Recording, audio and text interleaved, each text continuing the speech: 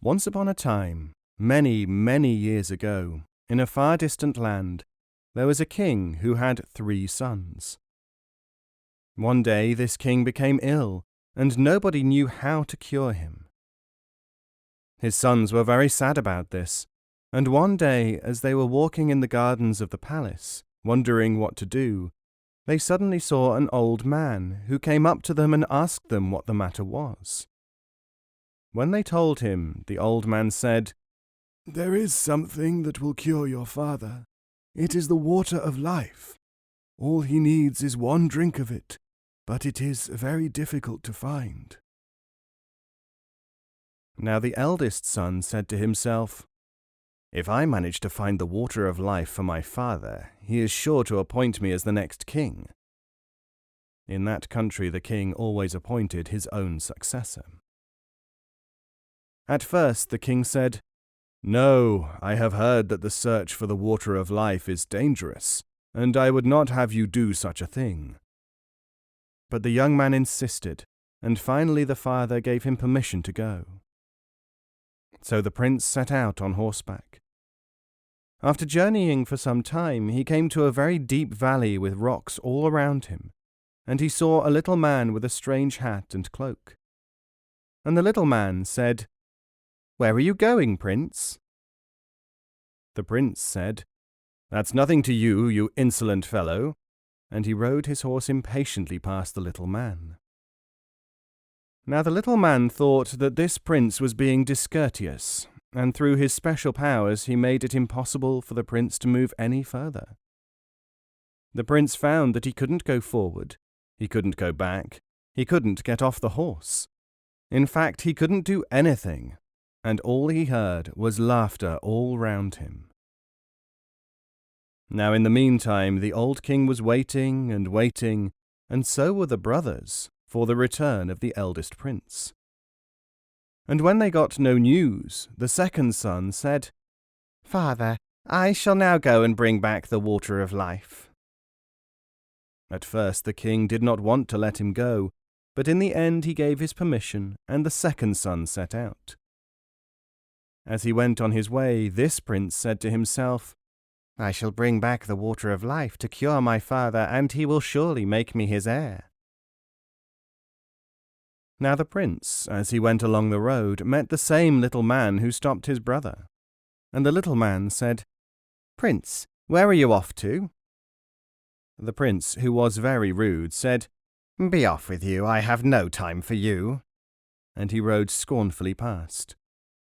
The little man put the same spell on this prince as he had put on his eldest brother, and he too found himself paralyzed and unable to move. Now when the second prince didn't come back, when the old king and the youngest son had waited and waited for news, the youngest prince went to his father and said, "Father, I will now go and bring the water of life for you." At first the father did not want him to go, but finally he reluctantly agreed. So the young man set off, and when he got to the same spot where his brother had met the little man, he saw him sitting there with his funny hat and cloak. The little man said to him, "Where are you going, prince?" And the prince said, "I am going to find the water of life to cure my father. Can you help me?" And the little old man said, "Do you know anything about how or where to find the water of life?" "No," said the prince. "Well," said the little man, "since you have been courteous to me, and you are intelligent enough to know that you need advice, I will tell you. The water of life is found in a well in a magic castle. Now I will give you a wand of iron and 2 loaves of bread. And when you get to the castle, strike its door of iron 3 times with the rod, and it will open. Inside you will find 2 hungry lions. Throw down the loaves, and you will be able to pass them safely. Then hurry on to the well inside and take some of the water of life before the bell strikes. But if you stay there too long, the door of iron will close, and you will never be able to escape." The prince thanked the little man, and took the rod and the bread, and went on and on over sea and over land, until he came to the end of his journey. And he found everything as the little man had said. When the door had flown open, and when the lions were eating the bread, he saw he had come into a huge, enormous hall. In the hall there were a number of people sitting around as if in a trance. And he took rings off their hands and put them on his fingers. And in another room there was a table with a sword and a loaf of bread on it, which he also collected. Then he came to a room where there was a beautiful maiden sitting on a couch. And she welcomed him and said, "Set me free, and you may have my kingdom. If you come back in a year and a day, the magic spell will have worn out, and we shall be able to get married." He said, "I must go and get the water of life for my father who is ailing, but I shall return in a year and a day." And the princess said, "Very well, go through that door and you will find the water of life." He went through the door and saw a well in the inner gardens of the castle, and he took some water and put it into a bottle. Now the youngest prince felt that his mission was all but accomplished, and when he saw a beautiful couch with silken draperies on it, he thought he would just sit down and rest. He sat down, but he soon fell asleep.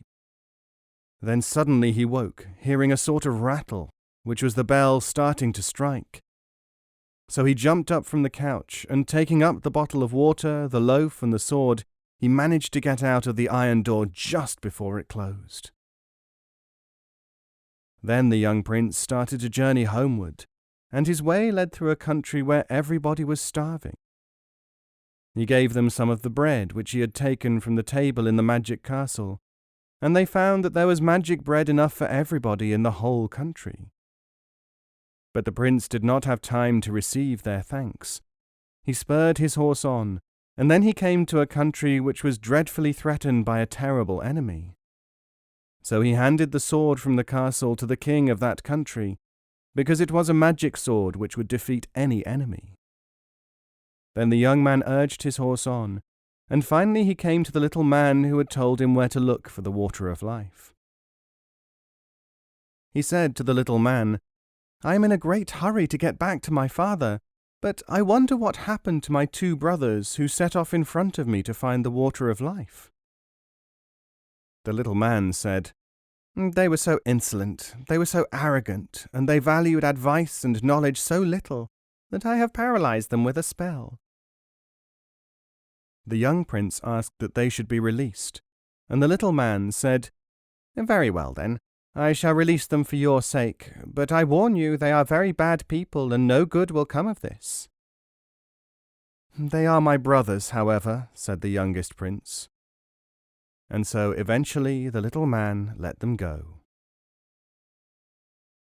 The 3 princes now set off for their father's bedside, and as they went the youngest prince told his brothers the whole story of his adventures.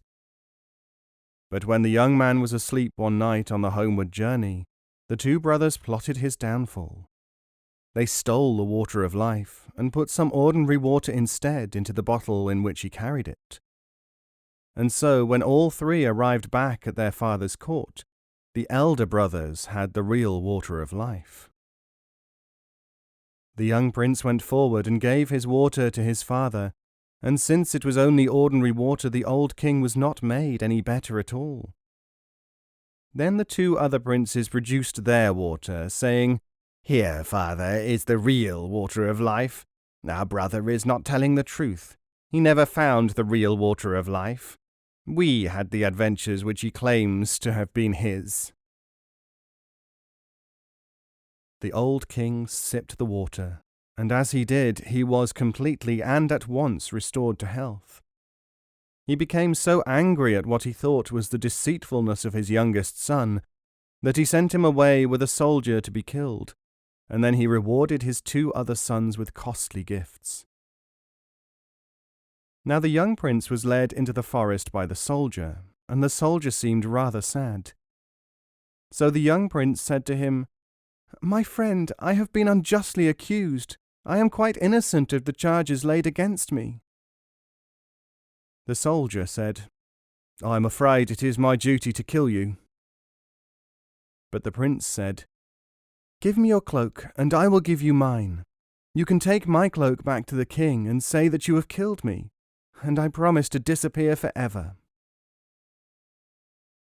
The soldier agreed, and the young man plunged into the forest. Now it was not long afterwards that a resplendent embassy arrived from the country which had been saved from famine by the young prince, with a full story of how it had been he, and no one else, who had saved their country. And then, not long afterwards, rich gifts were sent from the second kingdom, which had been saved by the young man through the magic sword. Now the old king realized that his 2 elder sons had not been telling the truth. And he said, "It is very sad that I had him put to death without giving adequate thought to the matter." And the soldier, as it happened, was present in court when the king said this aloud. And he stepped forward and said, "Your Majesty, he is still alive. I took pity on him, although I did disobey your orders." And he explained what had happened. The king was overjoyed, and sent messages to all the kings and princes of the world, explaining that he had unjustly accused his son, and that he wanted him to come home again. Meanwhile, the princess in the enchanted castle was eagerly awaiting the return of the youngest prince. She had a road of gold made leading from the palace some distance to the main highway, and she gave orders that whoever came straight up the golden road and did not follow it to the right or left would be her lover. And anybody else would not be the true youngest prince and should be taken into custody. The young prince, meanwhile, was making his way as well as he could to try to fulfill his promise to rescue the princess in a year and a day. Now the 2 other brothers, knowing the story of the princess in the magic castle, and fearing the wrath of their father, decided to go and try to capture her for themselves. They got on their horses, and they rode far and they rode fast. When they got to the golden road, one said, "This road is too beautiful to ride on," and he turned his horse and rode on the right-hand side of it. The guards, when they saw him do this, took him immediately in charge. And the second prince, when he saw the golden road, thought, "This road is too beautiful, I must not tread on it." And he, too, turned, and he rode on its left side. And the guards, when they saw this, imprisoned him. Eventually, travelling slowly, the young prince arrived at the golden road. And when he got to its edge, he just glimpsed the castle, and he thought only of the princess and could see no other form of beauty. The road was completely invisible to him, because he thought only of being reunited with his beloved. He went straight down the middle of the road, up to the iron gates, and the guards let him in. The princess was overjoyed at his arrival, and after they had embraced one another, she told him that she had received a message from his father the king, saying that all was now well. The young prince told her the whole story of the treachery of his brothers, and the princess said, "They are here. My guards are holding them in the dungeons." So the young prince said, "Let them go." And as soon as they were released, they fled by ship to some very remote place, and have never been seen since. So the young man and the princess went to celebrate their wedding at the court of the old king, and they invited everybody, including the first old man and the little old man who had advised them so well. And everyone lived happily ever after.